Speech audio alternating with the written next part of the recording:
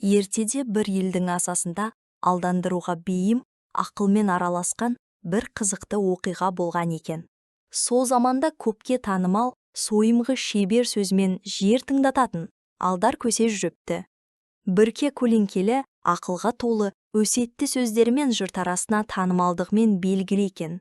Бір күні ол көк желкенін түсірген саудагерге жолығып қалды. Саудагер ат үстінде, әр түрлі дүние артқан, ақшасы көп, өзіне сенімді кісі екен. Алдар ол адамның жанына жақындап: «Ассаламалейкум, жолсыз жүріп кетіп баратыр екенсіз, байқұс атқа да тыныс керек шығармын», деп сөйлейді.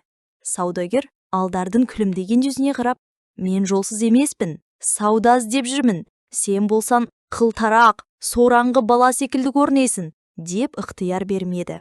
Бірақ алдар мүлде мінсіз қалмай: «Мен бала емеспін, ақыл іздеп жүрген адамбын. Бірақ сіздің жүрісіңіз қарапайым емес. Атыңыз қасіретпен қарайды, дорбаңыз тоғып тұр. Уақыт озбағанмен сенім арамдыққа апарады», деп назар салды.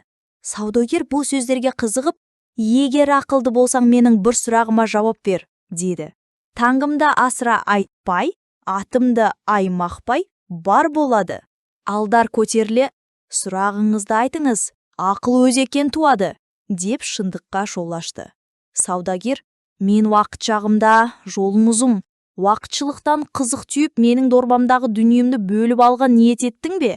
деп тағы бір сынау тастады. Алдар жымиып: «Мен дорбадан емес, сөзден пайда көрем. Ақылды адам дүниемен емес, адақтарымен байланады», деп жауап берді. Сол күні саудагер алдардың өнеріне таң қалып, күн сөніп атынан түсіп: «Сен ақылмен жарасқан жігіт екенсің. Келдің де, күлдірдің де, ойландырдың да. Бар, менің жол серігім бол», деді. Бірақ алдар қолының үстінен сырта: «Мен жол серігі емеспін, сөз серігі есім. Керек болса дүниеңді өзімнің ақылымнан тапқанша өз жолмен қадам басам», деп тәртіппен айырылды. Сол күннен бастап саудагер көп ойланып, ақылды адамның дүниеге емес, сенім мен сыпайылыққа бөленгенін түсінді. Алдар болса, оңай қызықпен адамды күлдіре отырып, ой салатын жолын жалғастырды.